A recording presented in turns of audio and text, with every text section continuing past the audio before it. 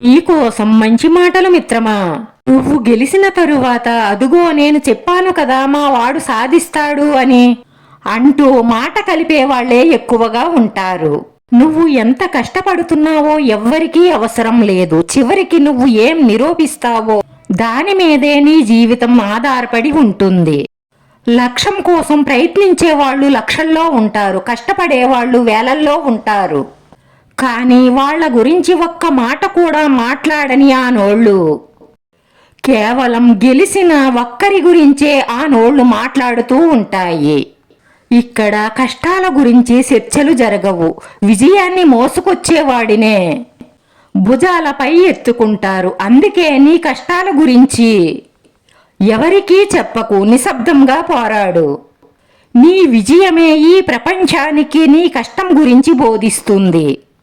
ఒక్కసారిగా నీ ఇంటి ముందు ఉన్న చెట్టు ఎదిగి కాయలు కాస్తే నువ్వు నమ్మలేవు కదా, అలాగే ఒక్కసారిగా సంపాదించడం కూడా అలాగే సాధ్యం కాదు, ఎవ్వరూ నమ్మరు కూడా. అందుకే నెమ్మదిగా కష్టపడి పైకెదుగు. నిన్ను ఎవ్వరూ పట్టించుకోలేదని, నిన్నెవ్వరూ గుర్తించలేదని నిరాశపడి ఆకాశాన్ని ఒక్కసారిగా అందిపుచ్చుకోవాలని ఆశపడకు. అలా ఆశపడితే పడిపోతావు. కొంచెం కొంచెంగా కష్టపడి పైకెదుగు. ఈ ప్రపంచం, ఈ జనం నిన్ను అప్పుడే గుర్తిస్తారు. నువ్వు ఎప్పుడూ కూడా ఆశించే దిశలో ఉండకు, ఎందుకంటే అది నిన్ను ఇబ్బందుల అంచుల్లోకి నెట్టేస్తుంది. ఒక్కసారి ఎవరి నుంచైనా తీసుకోవడం అలవాటైతే సంపాదించే దాని మీద ధ్యాస పోతుంది. నీకు ఇచ్చేవాళ్ళు ఎవరైనా సరే నిన్ను చులకనగా చూడక మానరు. వాళ్ళ చెప్పు చేతల్లో పెట్టుకుని నిన్ను శాసించక మానరు. ఎందుకంటే వాళ్లకు నువ్వు రుణపడ్డావు, అందుకు వాళ్ళ ఆధీనంలోనే ఉండాలి అంటారు. నీ మనసుతో కాదు, నీ ప్రతిభతో యుద్ధం చెయ్యి. నీకు కావలసిన ప్రతిదీ కూడా నీ చెంతకు వస్తుంది. అనవసరమైన ఆలోచనలతో నీ సమయాన్ని వృధా చేసుకోకు. విలువైన వజ్రంలా నిన్ను నువ్వే సిక్కుకో. మన దగ్గర ఉంటేనే కొనాలి, లేదంటే ఉన్నదానిలోనే తినాలి.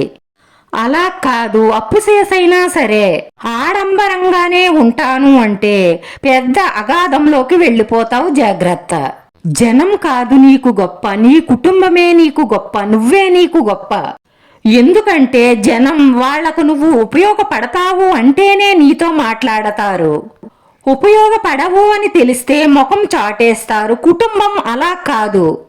నీ కష్టంలోనూ సుఖంలోనూ బాధలోనూ సంతోషంలోనూ అన్నిటిలోనూ నీకు తోడుండేది నీ కుటుంబం. బయట వాళ్లను ఉదాహరణగా చేసి నీ కుటుంబంలో ఉన్న వారిని నువ్వు బాధ పెట్టకు. ప్రతి ఒక్కరి జీవితంలోనూ కష్ట సుఖాలు సర్వసాధారణం.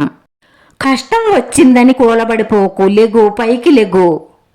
దారి మార్చి పట్టుదలగా ప్రయత్నించు. విజయం నీ చెంత ఉంటుంది.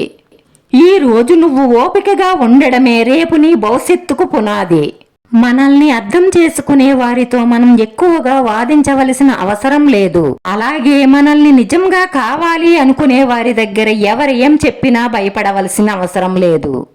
అలాగే నువ్వు ఇష్టపడిన వారికి నువ్వు సంజాయిషీ చెప్పవలసిన అవసరం లేదు. నీకు వాళ్ళంటే ఎంత ప్రేమ అని పదే పదే చెప్పనవసరం లేదు. నిన్ను వద్దు అనుకున్న వాళ్ళ వెంటపడి నీ సమయాన్ని వృధా చేసుకోవలసిన అవసరం కూడా లేదు. నువ్వంటే పడని వాళ్ల దగ్గర నువ్వేమిటో నిరూపించుకునే అవసరం కూడా లేదు. ఎందుకంటే బంధం అంటే ఇద్దరు మనుషుల కలయిక కాదు, వారి యొక్క మనసుల కలయిక. మనం అనుకున్నవన్నీ నిజమైపోతే మన జీవితం మనకి లోకువైపోతుంది. అందుకే భగవంతుడు రాబోయే ప్రతి గడియను గమ్మత్తుగానే మనకు పరిచయం చేస్తారు. దానికోసం వేచి చూడు, కానీ ప్రస్తుతంలోనే 100 ఏళ్ల సంతోషాన్ని వెతుక్కో. నువ్వు వేసే ప్రతి అడుగులోనూ ఎన్నో భయాలుంటాయి. సంపాదించాలి, ఎవరికి ఏ లోటు రాకుండా చూసుకుంటూ ఉండాలి. మరి ఇన్ని ఆలోచనలు మోస్తున్న నువ్వు ఎందుకని నిన్ను నువ్వు తక్కువ చేసుకుంటున్నావు? కోరుకున్న ప్రతిదీ నువ్వు సాధించలేకపోవచ్చు, కానీ నువ్వు సాధించినవన్నీ గొప్ప గొప్ప విజయాలే.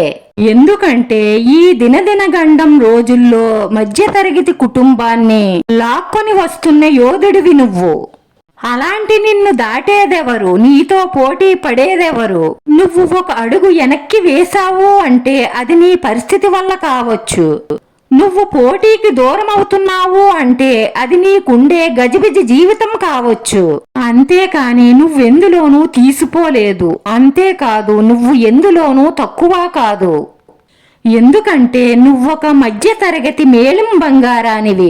నీ విలువ ఎవరికీ తెలియడం లేదని, నిన్ను ఎవ్వరూ పట్టించుకోవడం లేదని నువ్వు అనుకుంటున్నావు.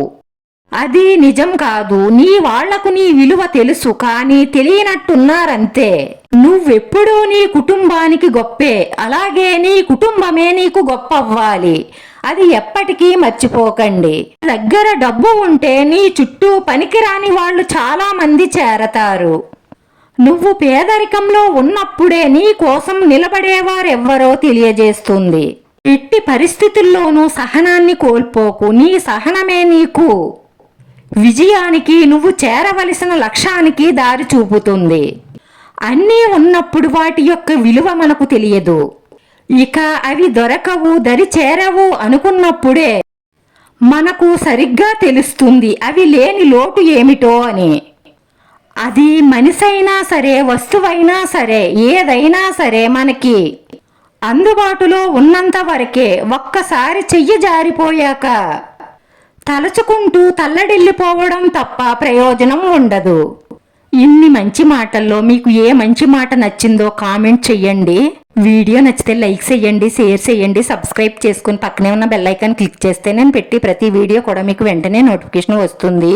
ధన్యవాదాలు మిత్రమా.